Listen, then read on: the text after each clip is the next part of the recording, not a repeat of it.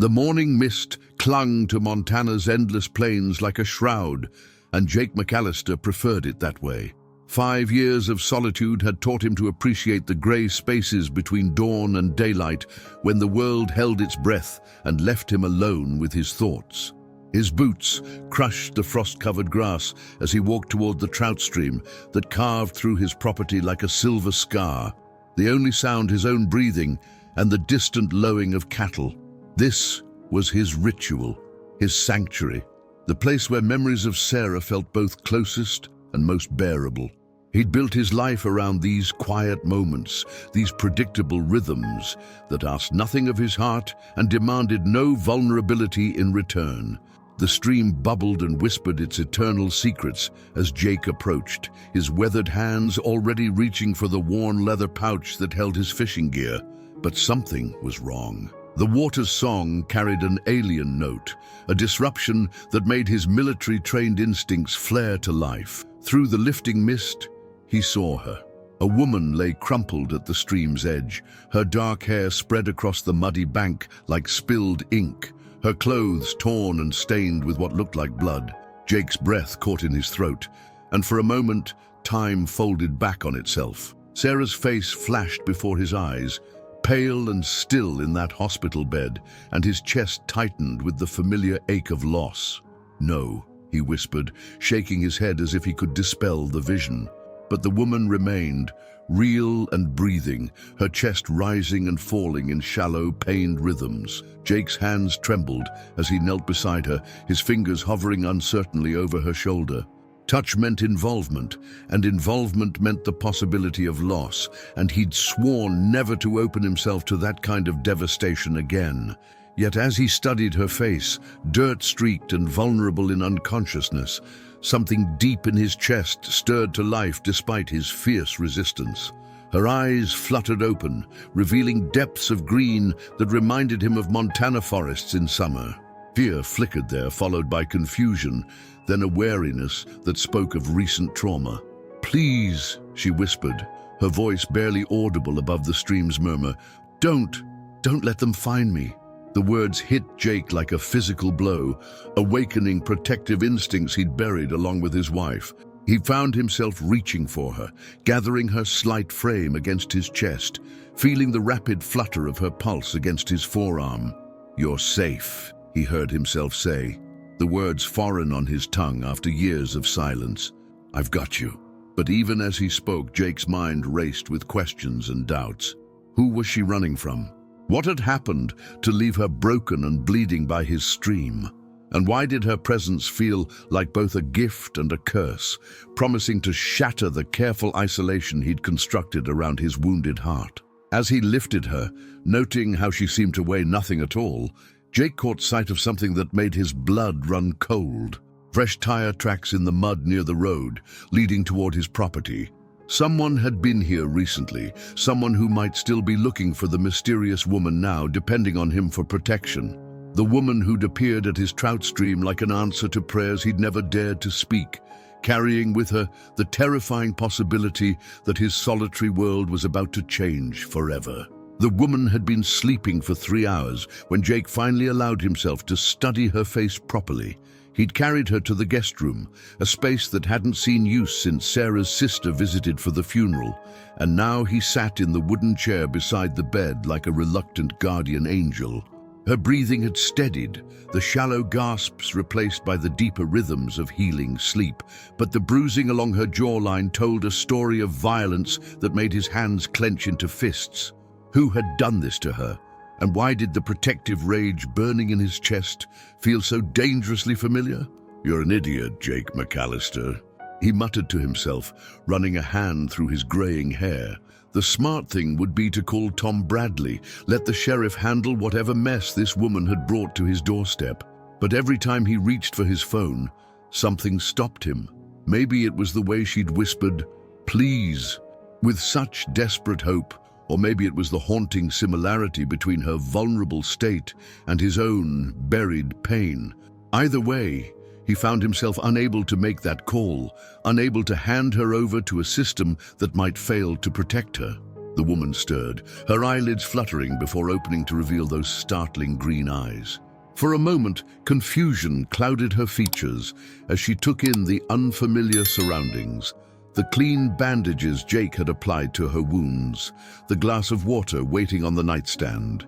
Then her gaze found his, and something electric passed between them, a recognition that had nothing to do with memory and everything to do with the soul's inexplicable ability to recognize kindred spirits across the darkness of human experience. "You stayed," she said softly, surprise coloring her voice. Most people would have called the police by now. Jake shifted uncomfortably in his chair, unaccustomed to being seen so clearly by a stranger. "Most people don't find mysterious women bleeding by their streams," he replied, his tone gruffer than intended. She smiled at that, a small, sad curve of lips that transformed her entire face, and Jake felt something long dormant flutter to life in his chest. Dangerous territory, his mind warned, but his heart had already begun to ignore such reasonable counsel. "I'm Elena," she offered, pushing herself up against the pillows with obvious effort.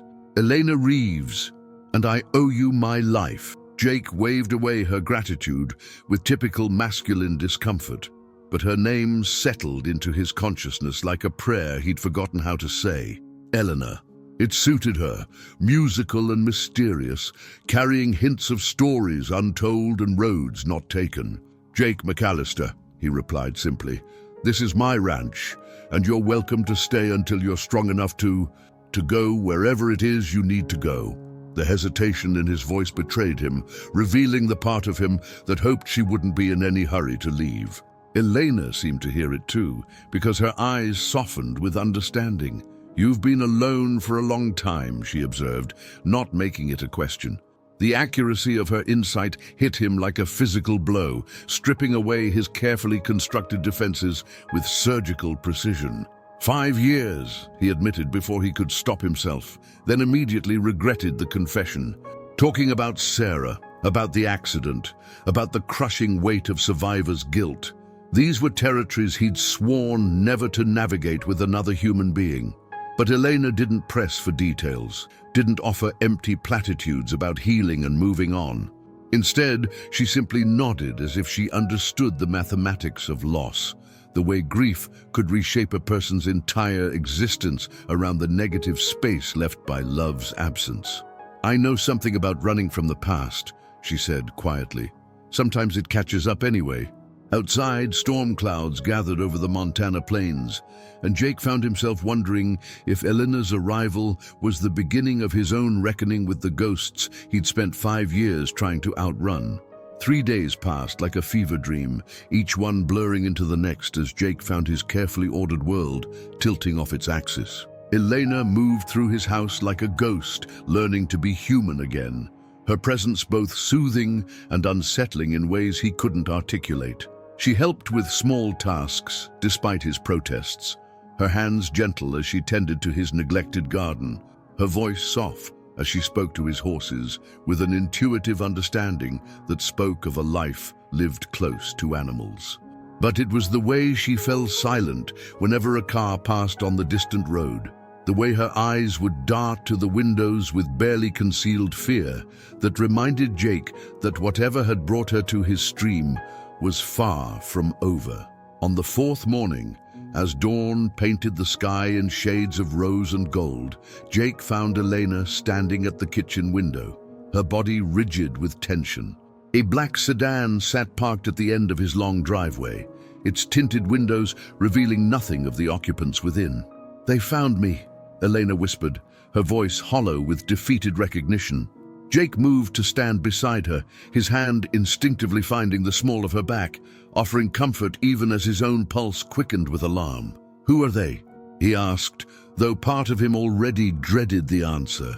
Elena turned to face him, and in her eyes Jake saw the weight of secrets that had been eating her alive. "His name is Marcus Delacroix," she began, her voice trembling with controlled emotion. "I worked for his company in Denver, managing his accounts, handling his investments. I thought I was building a career, maybe even a life. But Marcus wasn't just a businessman, Jake. He was laundering money for some very dangerous people, using his legitimate enterprises as a front for activities that would destroy lives if they ever came to light. Jake felt the familiar chill of recognition that came with proximity to real danger, the same instinct that had kept him alive through 2 tours in Afghanistan. "What did you see?" he asked quietly, though he already knew the answer would change everything between them. Elena's hands shook as she wrapped her arms around herself, as if trying to hold her secrets inside just a little longer. "I saw him kill a man," she whispered. "A federal agent who'd gotten too close to the truth. Marcus thought he was alone in his office, thought the building was empty. But I'd stayed late to finish some reports, and I saw everything. The black sedan hadn't moved, its presence a dark promise on Jake's peaceful horizon. There's more," Elena continued, her voice growing stronger with the relief of finally sharing her burden. "I managed to copy files from his computer, evidence of the money laundering, the murder, everything. I've been running for 3 weeks, trying to get the information to someone who could use it, someone Marcus couldn't reach or intimidate. But he has connections everywhere, people in law enforcement, in government. I didn't know who to trust." Jake absorbed this information with the methodical calm of a man accustomed to life or death decisions. The smart play would be to ask Elena to leave, to remove himself from a situation that could only end in violence and heartbreak. But as he looked at her face, saw the courage it had taken to trust him with her truth, Jake realized that the careful walls he'd built around his heart had already begun to crumble. "The files?" he said finally. "Where are they now?" Elena reached into her jacket pocket and withdrew a small flash drive, its mundane appearance belying the explosive potential of its contents. "Everything's on here," she said. "Marcus knows I have it, knows that as long as I'm alive and free, his entire operation is at risk. He won't stop hunting me, Jake, and now that I'm here, I've put you in danger too." Outside, the black sedan's engine started, and Jake watched as it pulled away slowly, deliberately, a predator marking its territory before the real hunt began. Jake took the flash drive from Elena's trembling fingers, the weight of it somehow both heavier and lighter than he'd expected. "Then we'd better make sure you stay alive long enough to use it," he said, surprising himself with the steadiness of his voice. For the first time in 5 years, Jake McAllister had something worth fighting for again, and the realization terrified and exhilarated him in equal measure.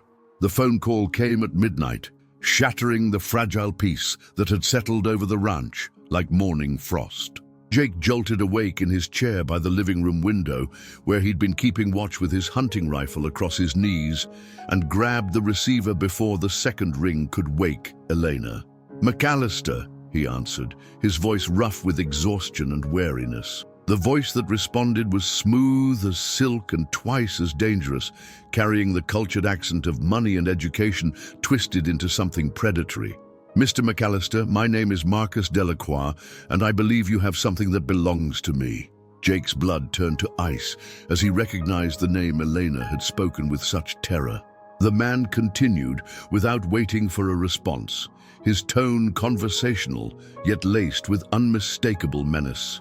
"I'm a reasonable businessman, Mr. McAllister, and I understand that sometimes good people find themselves in unfortunate situations through no fault of their own. Miss Reeves has filled your head with stories, no doubt, painted herself as some kind of victim. But the truth is far more complicated than her version of events." Jake moved silently through his darkened house, checking locks and peering through curtains at the moonlit expanse of his property. "I don't know what you're talking about," he lied, though they both knew the pretense was pointless. Marcus chuckled, a sound like breaking glass wrapped in velvet. "Of course you don't. But let me paint you a clearer picture. Elena Reeves is a thief and a blackmailer who stole confidential information from my company. She's dangerous, Mr. McAllister, unstable, and she's using you as a shield while she attempts to extort money from legitimate businessmen. Surely a man of your military background can appreciate the delicate position this puts you in." The casual reference to his service record sent alarm bells screaming through Jake's mind. Marcus had done his homework, which meant Elena was right about his reach and resources. "What do you want?" Jake asked, abandoning the pretense entirely.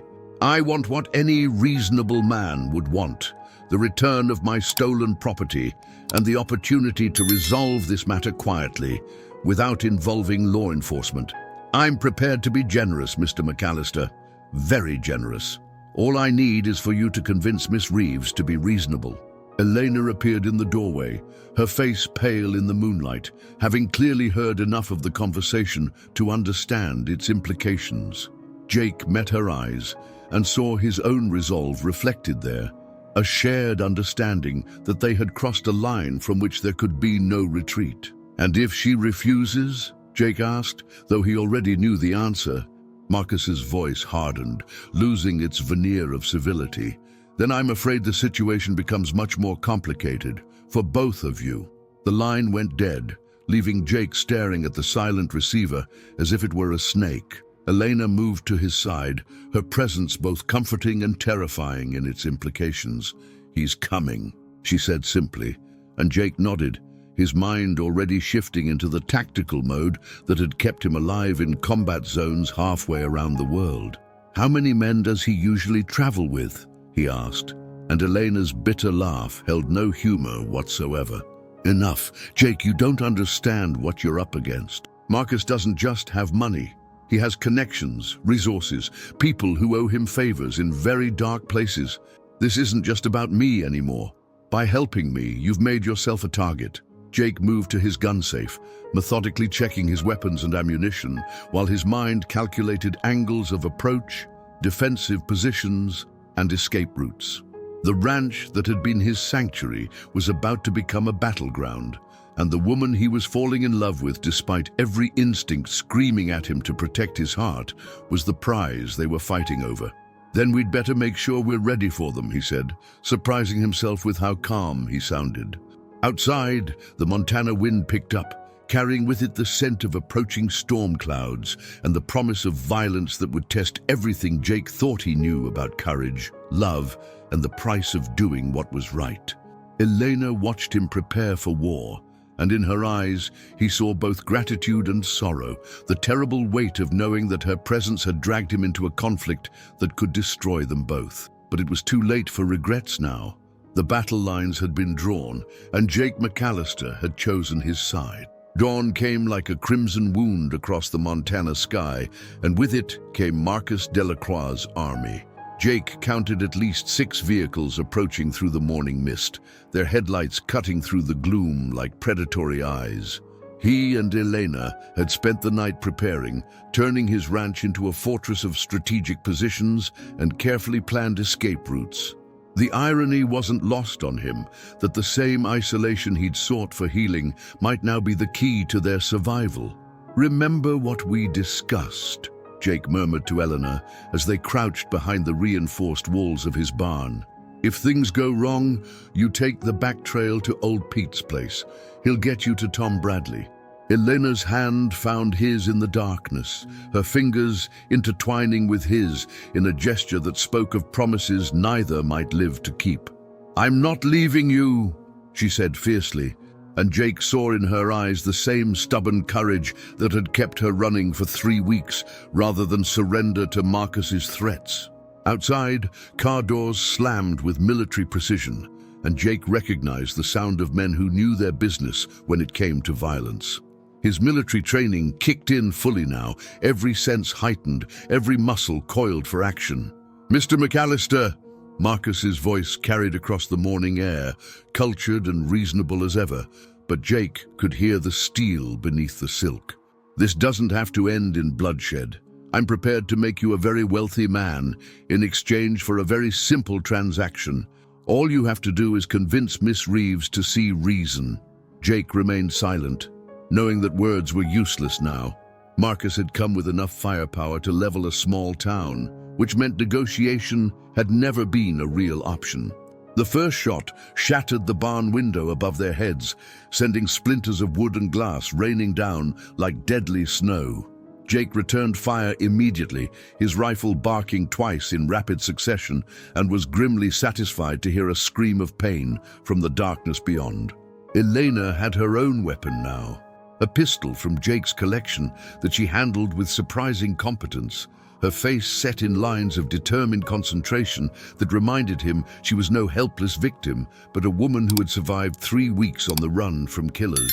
"You're only delaying the inevitable!" Marcus shouted, his cultured veneer finally cracking to reveal the monster beneath. "I have all day, McAllister, and more men coming, but Miss Reeves's time is running out and so is yours." The assault intensified, muzzle flashes blooming like deadly flowers in the grey morning light. Jake moved with fluid precision from position to position, using his knowledge of every board and beam in his own buildings to stay one step ahead of Marcus's mercenaries.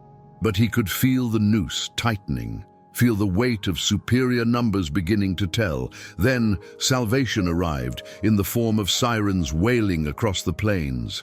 Tom Bradley's patrol cars crested the hill like cavalry from an old western, their red and blue lights painting the dawn in patriotic colors.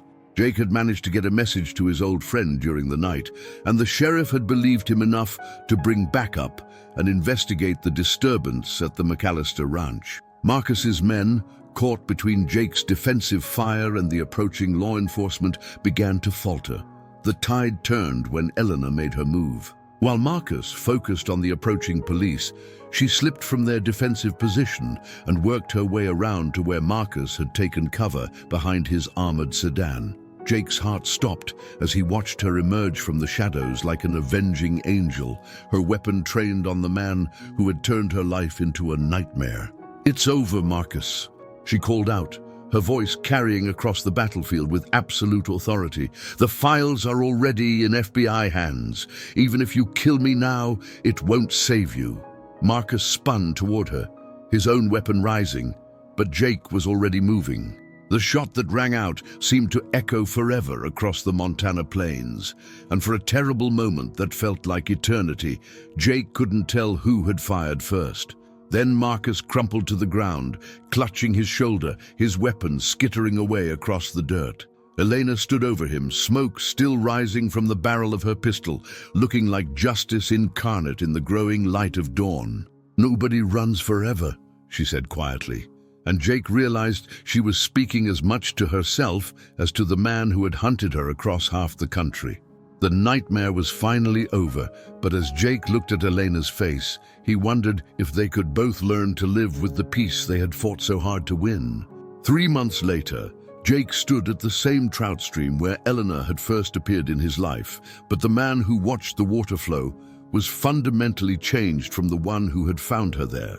The bullet wound in his shoulder had healed, leaving only a thin scar that Elena traced with her fingertips during their quiet moments together, a tangible reminder of the price they had paid for their happiness.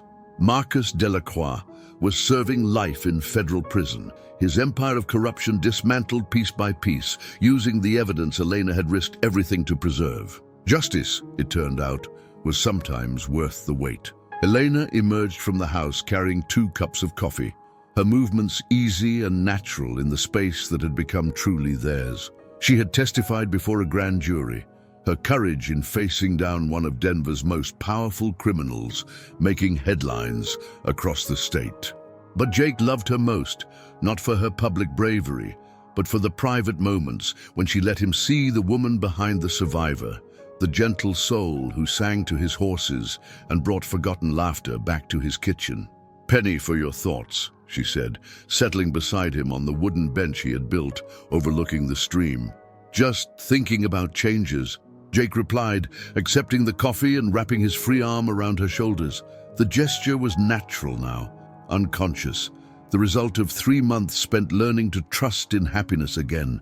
Elena had stayed initially because she had nowhere else to go, but she remained because they had built something together from the ashes of their respective tragedies. "Good changes or bad changes?" she asked, though her smile suggested she already knew the answer. Jake considered the question seriously, looking out over land that no longer felt like a refuge from life, but rather a foundation for living it. Old Pete had become a regular dinner guest, his gruff exterior hiding his obvious delight at seeing Jake rejoin the human race. Tom Bradley stopped by weekly, no longer checking on a reclusive neighbor, but visiting friends who had become part of his extended family. The ranch bustled with new energy as Elena had convinced Jake to expand the operation, bringing in rescued horses that she rehabilitated with the same patient care she had shown his wounded heart. "Definitely good," Jake said finally. "Though I have to admit, sometimes I miss the simplicity of being miserable." Elena laughed at that, the sound bubbling up like the stream that had brought them together. "Liar," she accused gently. "You love having someone to cook for again. I've seen how proud you get when you make that terrible coffee, and I actually drink it." Jake pretended to be offended, but she was right. The daily routines of caring for another person, of building a shared life from the ground up, had awakened parts of himself he thought had died with Sarah. They sat in comfortable silence, watching the sun climb higher over the Montana plains, each lost in private thoughts about the journey that had brought them to this moment. Jake thought about Sarah, as he did every day, but the memories no longer carried the sharp edge of guilt and regret. Elena had helped him understand that loving again was not a betrayal of the past, but an honoring of it, a recognition that Sarah would have wanted him to find happiness rather than spend his life as a monument to loss. "I have something to tell you," Elena said suddenly, her voice carrying a note of nervous excitement that made Jake turn to study her face. She was smiling, but there was uncertainty in her eyes, as if she were afraid her news might somehow shatter the peace they had worked so hard to build. "The FBI offered me a job," she continued. Consulting work, helping them track financial crimes, using my experience with Marcus's operation to catch other criminals like him." Jake felt his chest tighten with familiar fear, the old instinct to protect himself from the possibility of loss. But as he looked at Elena's face, saw the hope and excitement there, he realized that love was not about holding on, but about letting go, not about preventing change, but about growing with it. "That's incredible," he said, and meant it. "When do you start?" "That's the best part," Elena said, her smile breaking free like sunrise. "It's mostly remote work, with occasional travel to testify or consult on cases. I can do it from anywhere with an internet connection. I can do it from here, if you want me to stay." Jake pulled her closer, tasting the salt of unexpected tears on his lips as he kissed her forehead. "Stay forever," he whispered against her hair. "Stay and help me figure out what comes next." As they walked back toward the house, hand in hand, Jake caught a glimpse of their reflection in the stream's surface and saw not two broken people hiding from the world, but partners ready to face whatever challenges and joys the future might bring. The Montana plains stretched endlessly around them, no longer empty but full of possibility.